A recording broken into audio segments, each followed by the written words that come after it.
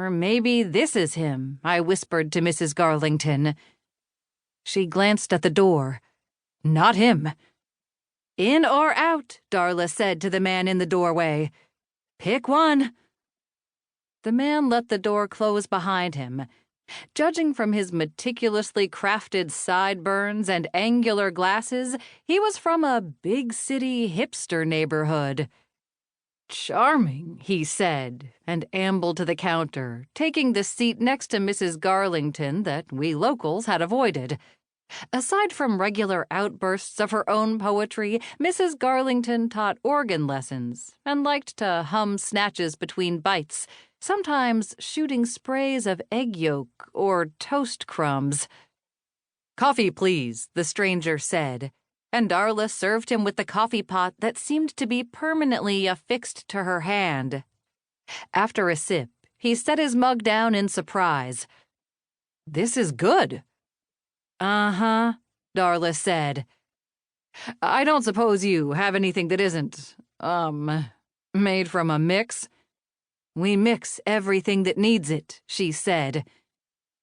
Darla didn't go for being condescended to. Someone passing through Wilfred, although most people didn't make it this far off the main highway unless they had a reason, might have mistaken Darla for your typical middle-aged, no-nonsense waitress with a taste for animal prints and snappy comebacks. In fact, she was Wilfred's de facto mayor. Try the shrimp and grits, I said. Despite being a native Oregonian, Darla had a way with Southern food. Thank you. His gaze took me in, clogs to mess of red curls, and he must have decided I was okay. Louis Cruikshank, architect for the new retreat center. Josie Way, librarian. We shook hands. He set a leather bag by his feet, and I heard his copy of Finnegan's Wake grumbling inside. Books talked to me.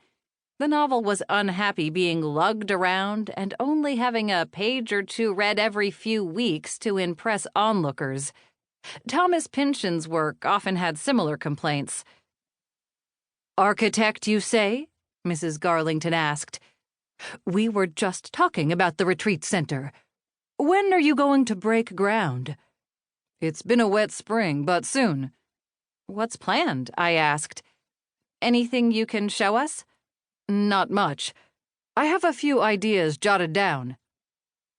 Just then, the door opened again, and Thor and Buffy burst in, Thor wearing a cape, and Buffy carrying a sparkly pink purse.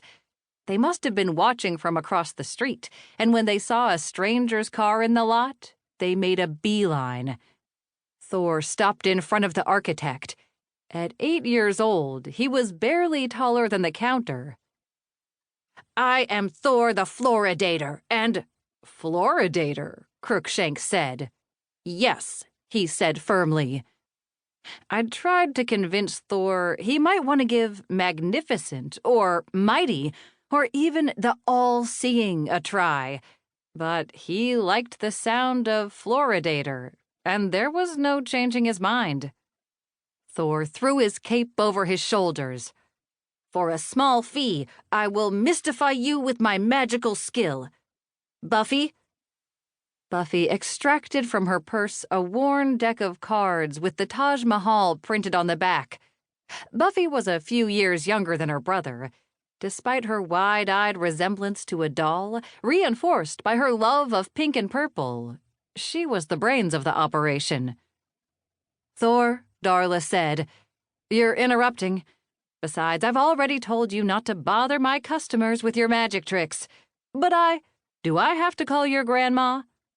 Come on, Thor, Buffy said. Mrs. Esperanza just went into the P.O. grocery. She hasn't seen our trick yet.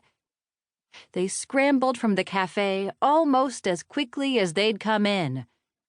Use the door handle, not the glass, Darla yelled after them. She turned to the architect. Sorry. My sister's grandchildren.